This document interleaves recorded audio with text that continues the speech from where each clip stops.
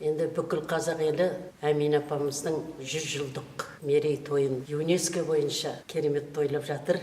Әрине, әсіресе мына біздің ұжым, біздер осы Ғабит Мүсірепов атындағы академиялық балалар мен жастар театрында істеп жүрген әртістер қатты қуаныштың үстіндеміз. Әмина апамыз көзінде енді жан-жағына шуақ шашып тұрады. Өте бір кішіпейіл, өте қарапайым, асылдың сынығы деп айтамын. Тума талант. Оны айтатын себебім Қалибек Қуанышбаев, Серке Қожамқұлов, Шәкен Аймановтардың жалғас іспетті Әмина апамыз. Бұлардың барлығы тума таланттар. Алла тағала бұл кісілерге сондай өзінің бүкіл несін берген, талантын үйіп-төгіп берген.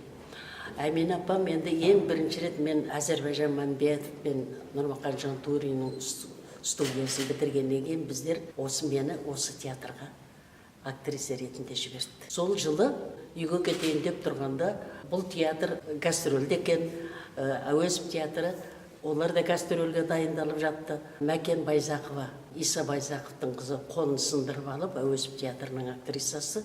Содан сол мені Әуезов театрының актерларымен, жаңағы Нұрмақан Жантурин бар, тағы да сондай мықты актерлармен гастрольге шығып кеттім. Елге бара алған жоқпын. Сол мынау Талдықорған облысына бардық.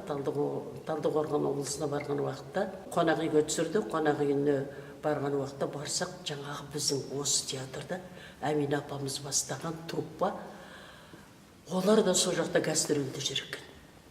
Сол жерде барлығы улап-шулап, мінекей, қыз сендердің театрыңа жібердік, біздер міне Роза деген қызды сендердің актрисаларың болады деп таныстырып, сөйтіп не қылып жатты. Сонда Әмина апа бүйтіп қарап тұрды да, қай елдіксің деді. Сосын мен айттым, Көкшетаудың. Өзімнің сіңілім екенсің ғой деп, ол өзі сол орта жүзбен, арғынмын десе, өзі сондай бір қызық, сондай мінезі, сондай адам болатын. Ойбай, өз еліміздің, өз қызым, сіңілім екенсің ғой. Бітті, бәсе көзіңнен ақ байқап едім, сенің көзіңнен ақ бота көз болдың деп. Енді о кезде көзіміз енді бота көз болған, рас. Сөйтіп, Әмина апаймен бірінші рет сонда таныстық. Маған деген енді ықыласы ерекше болды. Ерекше болды. Өзіне ұнамайтын актер, актриса болса, турасын бетін айта салады. Ондай мінезі бар. Сонда тұратында бір кейбір жастар ұнамай қалса, Әмина апам, әй, сенің көз қарасың ұнамайды. Сен ана ішкі жан дүниеңді жөндеуің керек деп турасын айта салады. Сондай өте. Ал енді біреуге берілді ме, біреу жақсы көрді ме, мысалы, актрисалық, актерлық бір талантын көріп қалса, Әмина апа тек соңынан қалмайды ғой. Сол актер мен сол актрисаның сахнада қалай жүріп тұру, мен өз басым шынын айтқанда осы театрда осы дәрежеге жетіп отырғаным осы Әмина апамның арқасы. Сәлима Саттарова деген Қазақстанға ең халық әртісі болған керемет актриса. Байділда Қалтаев осы театр, Қасым Жәкібаев, Аққағаз Мәмбетова, Жамал Бектасова, Мәкіл Құланбаев сияқты бәрі марқұм болып кетті. Енді міне сол кісілердің сонда Әмина апам айтатын, сен сіңілікеш, біздің жалғасымыз сен боласың. Сондықтан сен қалай болса солай жүрме. Рөл алдың ба, рөліңді дұрыстап ойна. Түсінбей жатсың, маған кел деп. Мен ол кісімен көп партнер болдым сахнада. Жаңағы айтқан актерлармен көп партнер болдым. Көптеген рөлдерде бірге ойнадық. Мысалы, Сәбит Мұқановтың Мөлдір махаббатында ол кісі Бүркіттің анасын ойнады. Мен Бәтесті ойнадым. Ботагөзді, мысалы, мен Ботагөзді ойнадым. Ол кісі онда жеңешелерімізді, нелерімізді Шұғада, Майлиннің Шұғасында жеңешесін ойнадым. Мен Шұғаны ойнадым. Енді көп спектакльдерінде, мысалы, Әмина апаммен партнер болдым. Сол кісілерден көп үйрендім. Ең бірінші сахнаға шыққан уақытта біздер енді ол кезде мен 20 жастамын, Әмина апамыз сонда 40-45-тегі шамасындағы актриса. Сонда сол кісілер үлкен сияқты болып көрінетін бізге. Сөйтсек жап-жас екен ғой сол кезде. Ал сонда мен әлгі рөл дайындап жатқанда басқа бір пьеса алған уақытта басқа бір актрисалармен не боласың ғой енді, серіктес боласың, партнер боласың. Сонда Әмин апамды шақырып алам. Сонда үйінен барлық жұмысын тастап, сол театрға келіп, мен сахнада қалай жүру керек. Сен деп сөйлейді, оқтау жұтып алғандай қақиып қаласың деп маған сондай бір өзінің нелерін айтатын.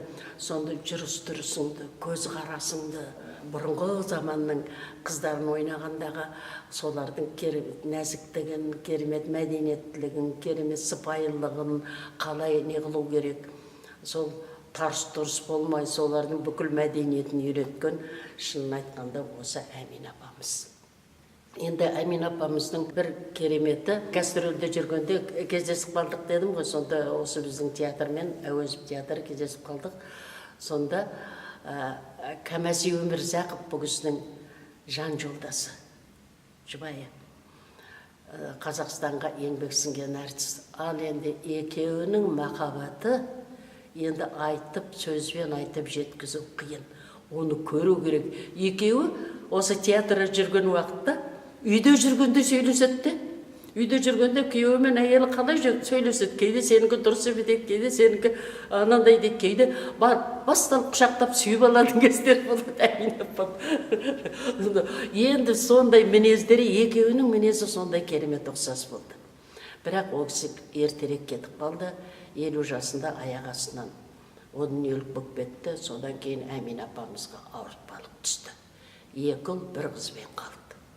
2 ұл 1 қызбен қалған уақытта Әмин апамыздың енді сол кездегі керемет күш қуатының өзіне барлық бұрын еркелеп жаңағыдай Кәмәси ағаға сөйтіп жүрген әйел бірден есейіп шыға келді. Сонда о балалардың барлығы мектепте оқиды ол кездерде.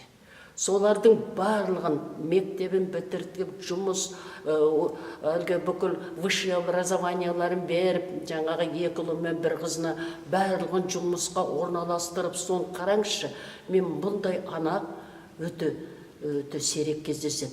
Сынбаған, мысалы, қиыншылыққа мойымаған, сол кезде киноға да түсіп жүрді, сол кезде театрда да ойнап жүрді. Жаңағы өзінің 3 баласын қалай өсірді десеңізші. Сол балалары ақтады. Әмин апа аяқтан қалып қалды ғой.